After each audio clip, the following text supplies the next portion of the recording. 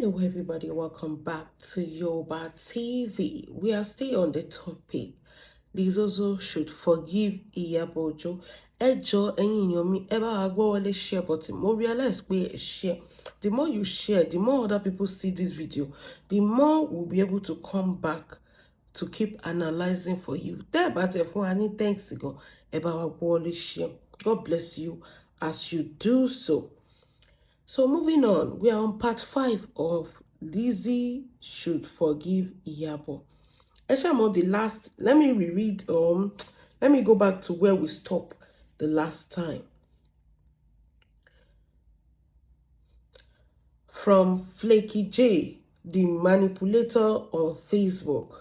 Only when Iyabo made a video that she dares Lizzy to mention her name with black bonnet on her head, everybody was so curious and even afraid. Someone like me was like, please, Lizzy, don't mention her name, and one knee straight. I was even thinking that Aye ma pare until early last year that Lizzy mentioned her name and nothing happened. Even Lizzy started adding some words and still nothing happened. I thought by now Lizzy would have been behind bars, not knowing that Iyabo was just making a content. Shegbo. Flaky J sọ pé òun rò pé bí Lizzy ṣe mention orúkọ Iyabo, bóyá ó dẹ̀ tún rò pé bí Lizzy ṣe ń ṣépè fọ́tá àwọn ọmọ Iyabo wípé by now ó yẹ kí Lizzy ti wà lẹ́wọ̀n. Ó ní òun ò mọ̀ pé Iyabo was just making content. Èèyàn ń ṣépè fún ọmọ èèyàn tó ṣẹ̀ ṣe marriage. Èèyàn ń ṣépè fún ọmọ èèyàn tó ṣẹ̀ bí. And this woman can categorically tell us that Iyabo was making content. Do you see the extent these people can go? Sherita, our blogger Abajadi Taban Soro, is not even defending alone.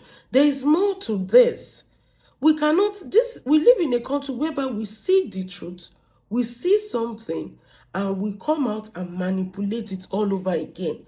How can Lizzy be defaming Iyabo, shaping for her children, and you said Iyabo is making content just because you believe nothing is happening? Ojú wa ni Iyabo ṣe gbé Lizzy lọ sí court. Tí adájọ́ yẹn throw out kìíní yẹn kúrò in court. You think she's making content by taking Lizzy to court? You think she's making content? A whole Iyabo. Do you remember the issue of Kemi Olunloyo? In case, boya, I don't understand on this social media, but most of you are novice or you are just unintelligent. Kemi Olunloyo defamed Iyabo by lying that Iyabo had something to do with that pastor. I won't mention his name. You understand? And they ask Auntie Kemi, with this your allegedly, which cannot save you in court, give us a proof that this even happened. Because before you publish a story, even if you are a journalist, there should be an evidence or a true something. You can't just cook anything together and defame somebody. Auntie Kemi o rí proof mujade. Auntie Kemi ṣẹ̀wọ̀n gbé ni o. This same Iyabo that then sọ̀rọ̀, ṣé Iyabo, you think she's just a person that makes mouth? One thing I like about Queen Mother, she doesn't just talk. She takes actions. And tí ẹ̀san Lizzy bá máa ké, jọ̀ọ́ ó jẹ́ gbé bọ́kẹ́tì dání tó máa fi sunkún Flaky J. Tí ẹ̀san bá máa ké, because all of you ẹ̀ ń gba wájú, ẹ̀ ń gbẹ̀yìn, ẹ̀ ń gba kọ̀rọ̀ ń sìn wípé Aunty Iyabo is making content. Èèyàn máa ṣépè fún ọmọ èèyàn tó tó yẹn. Àwa gan tí òun ṣàwàlà Priscilla, ara bí a mọ́ ń ta wá. There was a day Nigerian police for this cyber clinic or whatever. Somebody called in and told that woman pé ṣé ẹ máa sọ pé ẹ rí Lizzy bó ṣe ń ṣe. Ẹ jọ̀ọ́, if nothing is adding up, I said something sometimes ago, right? And I said, tí o bá ṣe pé ọwọ́ kan wọ́, and somebody is trying to, use ọwọ́ agbára on Iyabo Ojo, ṣó lè jẹ́ ọmọ Ṣèyí Tinubu ní Lizzozo ń ṣépè pé ọ̀tá ẹ̀ máa kú tán ní gbé. Ẹ̀yin èèyàn mi, ṣó lè jẹ́ ọmọ ààrẹ wa náà ṣépè fún ọ̀tá ẹ̀ máa kú tí gọ́ọ̀mẹ̀ntì ò ní gbé? Ẹ wo the last time lẹ́yìn ìgbà tí Tinubu ti worí oyè, àwọn tó bú Tinubu ẹ̀rí bọ́lọ́pàá ṣe lọ ń kó wọn ni. Now imagine èèyàn wá ṣépè fọmọ. Is that even not enough? And àwọn people ẹ̀ ló ṣe cyber crime pé tó bá ṣépè fọmọ òkókó online, tó bá gbé ọmọ ṣépè àbó ń gbéyàn ṣépè online, wọ́n bọ̀ wá arrest ẹ̀. Wọ́n ní o ṣépè fún yàn ni o. Wọ́n sọ pé wá kéde ikú lórí èèyàn. And Flaky J sits here and tell us that the last time that Aunty Iyabo said mention my name, she did not know that she was creating content. Èèyàn defame èèyàn, ó ń defame èèyàn tí yàn ń fẹ́. Ó ń porúkọ parọ́ oríṣiríṣi mọ́yàn. You said Aunty Iyabo was creating content. Nígbà tí Lizzy ò tí ì dárúkọ Aunty Iyabo gan tó ń lo ṣẹpẹtẹrì, Aunty Iyabo máa gbèdé court. But they have no evidence against Lizzy because kò dárúkọ Iyabo Ojo. Now imagine now that Lizzy has categorically mentioned Iyabo Ojo's name and the matter is in court. You said she's creating content. Ẹ̀yin èèyàn ẹ gbà mí. Ẹ̀yin èèyàn ẹ gbà mí ẹ jọ̀ọ́. See these people. Flaky tó bá níṣòro lọ́la àbí tó lóun kọjú ìṣòro sí ẹ torí orí aláìṣẹ̀ ló ń manipulate yìí o, Flaky. Mi ò ní bẹ́ẹ̀ ké o, mi ò tẹ̀ ní bẹ́ẹ̀ bẹ̀bẹ̀ sí Ọlọ́run. Èèyàn ṣépè fún Priscilla, fọ́ta Prince Rakim àtọ̀tá Priscilla àtọ̀tá Festus. Èèyàn drag wọn lójoojúmọ́, wọ́n ṣépè fọ́ta wọn. Ó dẹ̀ sọ pé ìyá ẹni yẹn grandmother Rakim wípé ó ń create content. Ẹ bẹ̀rù àwọn èèyàn yìí. Èèyàn tó bá rí yín tí ò bá sá, ṣòbí á máa dá. Èlò náà lè san fún ẹ. Ó ti jẹ́ pé owó ẹ̀mí ẹ̀ náà ti san fún ẹ. Ṣó lè jẹ́ ìwọ náà ń ṣe bẹ́ẹ̀ yẹn sí? Àwọn gan tí ò kì í ṣe Ìyábọ̀ Òjó tí Lizzy gbé ẹnu wá, àwọn yẹn gan ṣe dá padà fún. Tó ń gbé àfáà wá, tó ń ṣe burial ceremony fún Lizzy lórí social media, tó tún dín àkàrà fún Lizzy. Àwọn tí ò ṣe tó bó ṣe ṣe fún Ìyábọ̀ fún, àwọn náà fún ní ọ̀rá fọ ọ̀rá. Ojoojúmọ́ náà ń gbé ṣépè, tó ń gbé àwọn aláàfáà wá, tó ń kírun sí lára. Ó wá jókòó síbẹ̀ yẹn, ó sọ pé Ìyábọ̀ Òjó ń create content lẹ́nu ẹ, Flaky J. Sórí mi ò ní sọ ọ̀rọ̀ torí tí bá sọ pé kì í sọ̀rọ̀, màá ṣẹ̀sọ́ Ọlọ́run ọba, bọ́ Ọlọ́run ọba máa dá ẹ lẹ́jọ́ fún nǹkan tó sọ yẹn. You sat down there and told your followers that Queen Mother is creating content when she said dárúkọ mi, tí ìwọ náà dẹ̀ mọ̀ torí o sọ síbẹ̀ pé o rò ó pé ẹ̀wọ̀n ni Lizzy máa kú sí. This case is in court o. Ọjọ́ tó ń bá ti lè determine pé Lizzy is guilty, that is the end of it. I hope you have the same energy to come and rewrite wèrè orí ibú tó kọ síbí and come and tell your gullible followers that òun ṣèrànràn nígbà tó nǹkan kìíní inú. Irú eré wo lèèyàn máa bára èèyàn ṣe tó o bá tiẹ̀ ní ọpọlọ kankan kan sọ pé o máa gbọ́mọ sí Flaky J. Irú ẹ̀ṣẹ̀ wo ló lè ṣe èèyàn tó sọ pé o máa rí òkú ọmọ ọ̀tá ẹ̀ máa, I cannot even say this thing, ọ̀tá ẹ̀ máa rí òkú ọmọ and you will say, and somebody will now say that you are creating content. Nígbà tí Ìyábọ̀ tún sọ nínú fídíò tó sọ pé mo ti fílẹ̀ fún Ọlọ́run, ẹni ṣé mi, mo ti gbé dé court, wọn ò lè tèmẹ̀, mo ti fẹjọ́ ẹ̀sùn, kò sẹ́nibọ̀dì tó respect, kò sẹ́nibọ̀dì tó ń gbọ́rọ̀ sí lẹ́nu, mo ti wá fi ọ̀rọ̀ Lizzy sí ọwọ́ Ọlọ́run ọba adániwáyé. Lizzy accuse Ìyábọ̀ pé Gistlover ni, they ní àrí evidence. Tó bá tẹ̀ pé owó evidence of payment a máa fi mọ̀ pé Ìyábọ̀ is Gistlover. Lizzy sọ pé Ìyábọ̀ ló bayé òun jẹ́, kí ló ṣe tó fi bayé ẹ̀ jẹ́? Àrí evidence. And ìwọ jókòó síbí báyìí wípé Ìyábọ̀ ń create content. Ìyábọ̀ ń create, ta ló ń create content láàrin Ìyábọ̀ àti Lizzy? Ta ló ń fẹ́yàn kan create content? Ta ló ń bayé èèyàn kan jẹ́ torí monetization? Flaky J. Mi ò ní sọ̀rọ̀ o. bó ṣó rí gẹ́gẹ́ bí èrè ọkàn ẹ̀yẹn lọ́lọ́run bá fi dẹ́ ẹ lẹ́jọ́.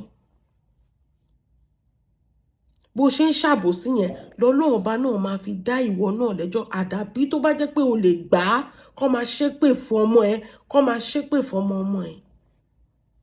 Àdàbí tó bá lè gbà. Ṣó mọ̀ pé ìyá Ìyábọ̀ tó kú wọ́n ti blog ẹ̀, Lizzy ti blog ẹ̀, as Ìyábọ̀ even done quarter of what Lizzy has done to her. Why do you people like àbòsí like this? I don't understand. Ẹ ṣe eré gan. Moving on. Ani àní gbà fún yín sẹ́. How I wish Lizzy should overlook some people. Answering some people dragging her doesn't worth it. Lizzy can drag some people, drag their papa, drag their mama, drag their children.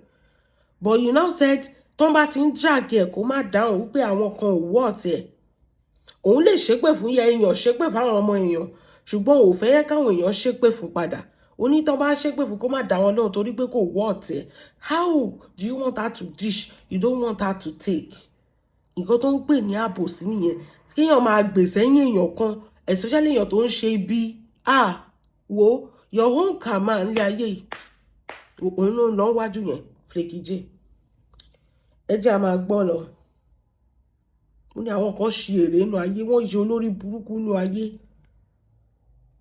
Ó ní answering some people dragging her doesn't worth it. When we check the lives of most people dragging her, we will understand that they are low lives. Àwọn ẹni ilẹ̀lẹ̀. So the people dragging Lizzy are low lives. So Lizzy too dragging people too. She's a low life. Abi? Lizzy will drag somebody. Only àwọn tó ń drag Lizzy, they are low lives. So Lizzy too dragging people. She too is a low life. Òun náà ò ní life. Tó bá yẹ pé life ẹ̀ ta sánsán, táyé tí ẹ̀ ta sánsán, kò ní máa ṣépè pé kí ayé ọmọ kan bàjẹ́ kan gbòkú ọmọ kan sí. Bọ̀ ayé tí ẹ̀ ò lè ta sánsán, ògo tí ẹ̀ ò lè ta sánsán, torí ẹ̀ náà lòun náà ṣe ń ṣépè pé kan gbé àwọn ọmọ kan sí.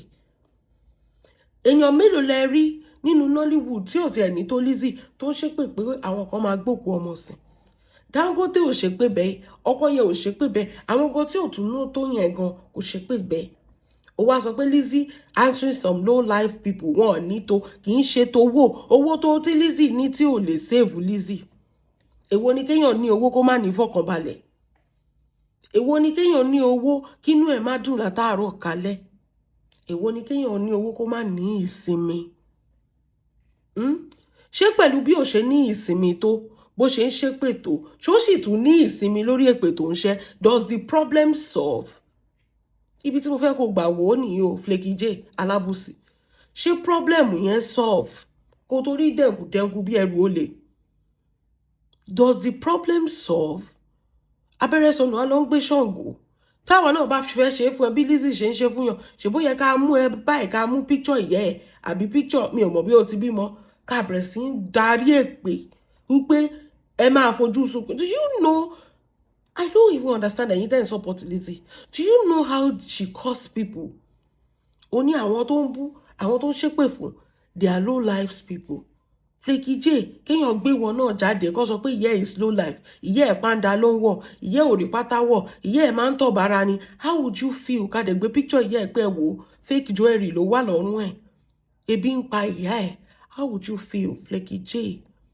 Báwo ló ṣe máa feel? Ẹ̀yin èèyàn ẹ̀ ní bẹ̀rù Ọlọ́run. Torí ẹ̀ láyé tí yín ò ṣe dáa. Moving on ẹ̀yin èèyàn mi. Ó wá ní pé ṣé gbọ́, we will understand that they are low lives. Àwọn ẹni ilẹ̀lẹ̀, people on a norms, people on a norms. There is no place they and Lizzy can meet. Only on a norms. There's no place they can meet. Lizzy is a successful businesswoman. If she's a successful businesswoman, what is she doing in fracas? Oh yeah, no, so question. If she's really successful, ṣé ibi tí àwọn successful people máa ń wà ló wà yẹn? Ṣé nǹkan táwọn successful people máa ń ṣe ló ń ṣe nìyẹn? If she's successful, what is she doing rolling in the mud? She's not successful. Maybe before she was successful, but up till now, kò sí success kankan anywhere. She's not successful. she's not productive, she's not even somebody tó yẹ pé èèyàn lè fi tọ́ka sí. Ayé tẹ́lẹ̀ làwọn máa ń tọ́ka sí Lizzy pé yé ẹ gbé fún ìyá nìyẹn, kì í ṣe ayé ìsìn mọ́. Ayé ìsìn ẹ̀sìn ló ń ṣe káàkiri. You idiot, ẹ̀yin lẹ tètè sọ fún, ẹ ṣàfẹ́ kó jáwọ́ ọjà, ẹ̀yin gangan lẹ ń ba ayé ẹ̀ jẹ́.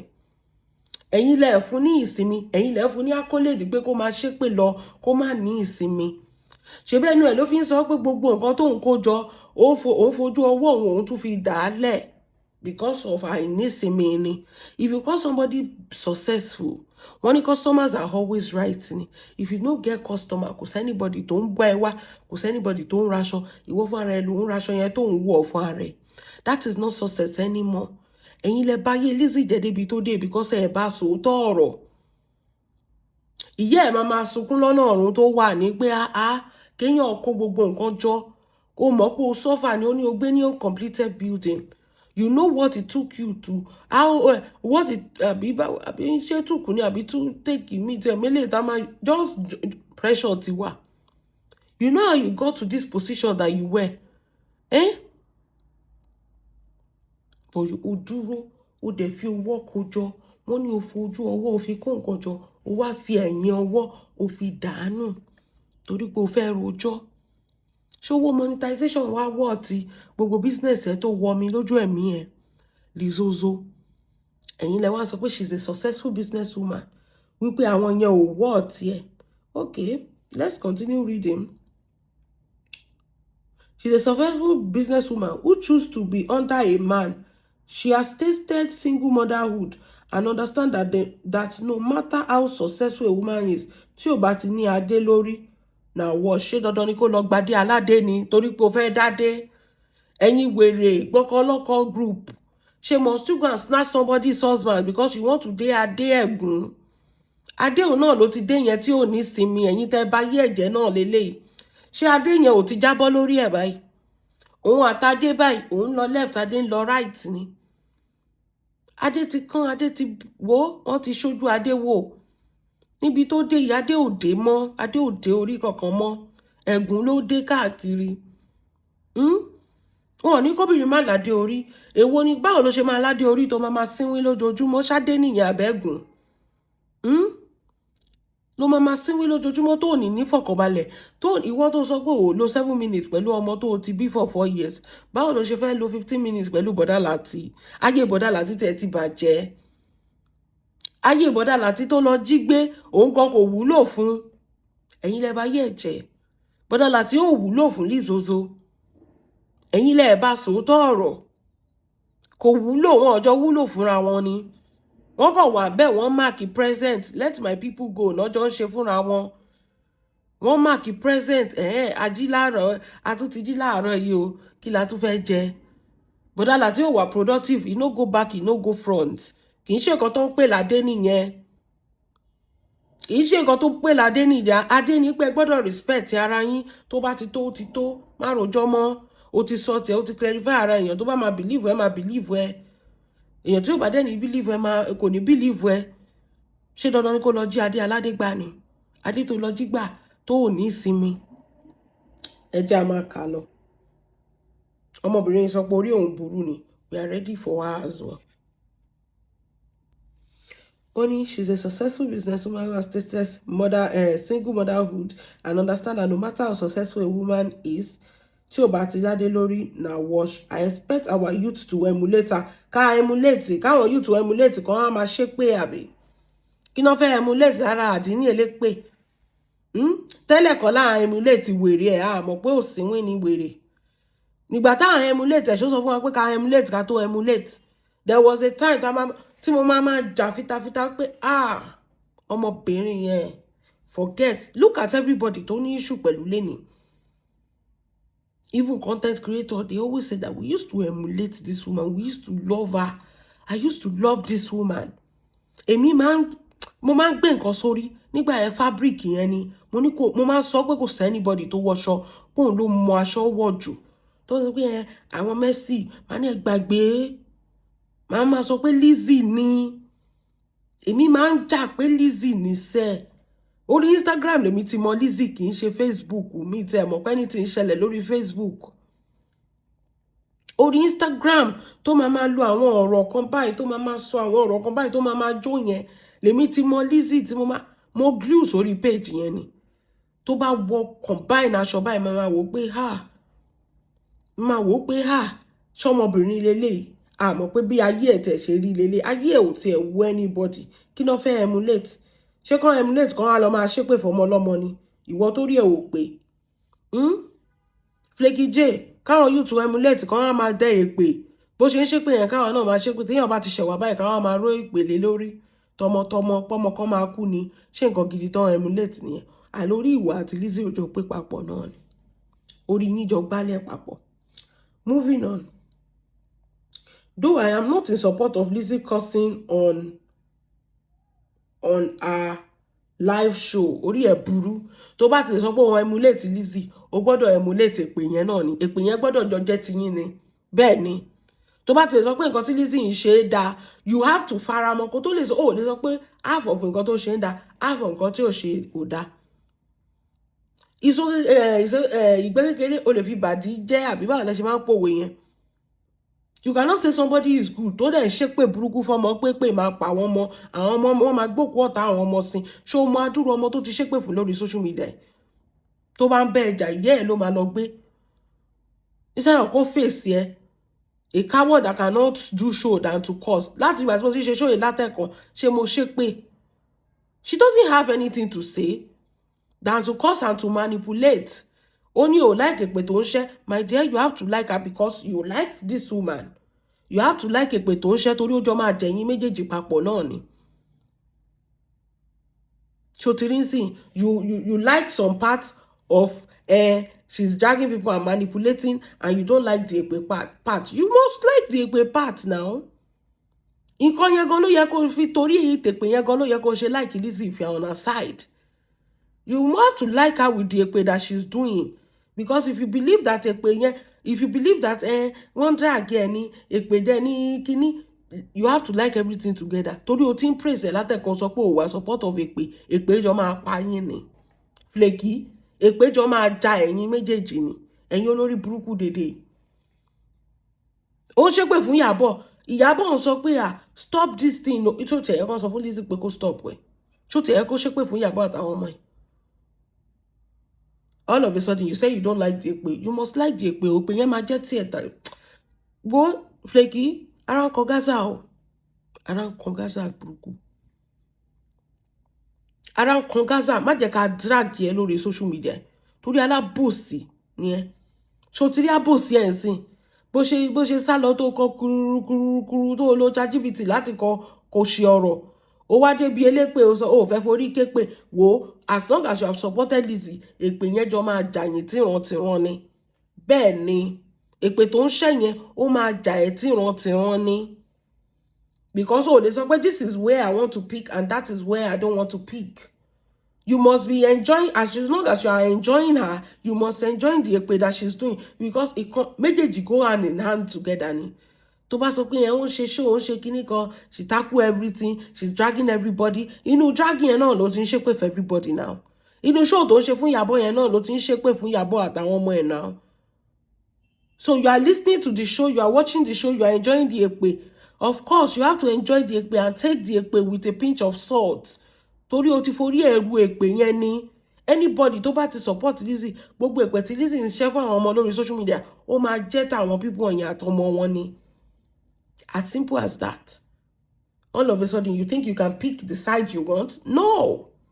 If you enjoy what she's doing for Ìyábọ̀, you should enjoy that the èpè jọ máa ja ìwọ àti Lizzy papọ̀ ni. Shotirinsin. You have to pick a side. You don't even have to support Queen Mother. But on this, Lizzy, if you stay with Lizzy and you say you like her, they should emulate her, they should emulate everything. So they should emulate the èpè. Tó bá fẹ́ emulate nǹkan, you have to emulate it kan lẹ́ni. Kí ló fẹ́ emulate lára Lizzy? Ṣé pàǹtí tó ń tà yẹn? Àbí àwọ̀ṣọ ni? Ìhòòhò ni gbogbo wa rìn àwọ̀ṣọ rí. Báwo ni mo ṣe máa lọ kówó mi sí kí n sọ pé èèyàn tó ń ṣépè pé ọmọ kan máa kú ni mo ti fẹ́ lọ raṣọ? kì máa lọ èèyàn tó ń ṣépè ilé ajé ẹ̀ níbi tó ti ń taṣọ tó ń ṣépè burúkú pọ́mọ ẹ̀ máa kú nínú ilé tọ́mọ ẹ̀ ti ẹ̀ wà tó tiẹ̀ tó ń ṣépè pé àwọn ọmọ kan máa kú ibẹ̀ ẹ̀ máa tó wá kó lọ màá lọ ṣé tó bá kóró aṣọ yẹn délé ṣé pé òní máa jẹ ẹ̀ o tí ì rí solution sógun ayé ẹ̀ gan o tó wà lọ́n raṣọ lọ́wọ́ àdínní elépè èèyàn ò ní wà wọ́n ní ọ̀gẹ̀dẹ̀ ń bàjẹ́ ló ń pọ́n ẹ wá ní o láìkè pé o gbọ́dọ̀ nífẹ̀ẹ́ ìpè o gbọ́dọ̀ nífẹ̀ẹ́ ìpè yẹn ni o gbọ́dọ̀ take care o dandan ni o tó bá lè nífẹ̀ẹ́ Lizzy kan emulate ìwọ náà gbọ́dọ̀ emulate ìpè yẹn náà ni you cannot pick what you like and what you don't like that is it ìwà lẹ̀ṣọ́ ọmọ ènìyàn obìnrin sọ̀wànù ní Lizzy ó lóun make sales ìwà lèèyàn fi ń tajà kò sẹ́nibọ́dì tó máa associate mọ́ ẹ with the kind of way ọmọ yẹn ti sọ Dayọ̀ sọ wípé with the kind of way the way you do your things you are too extreme.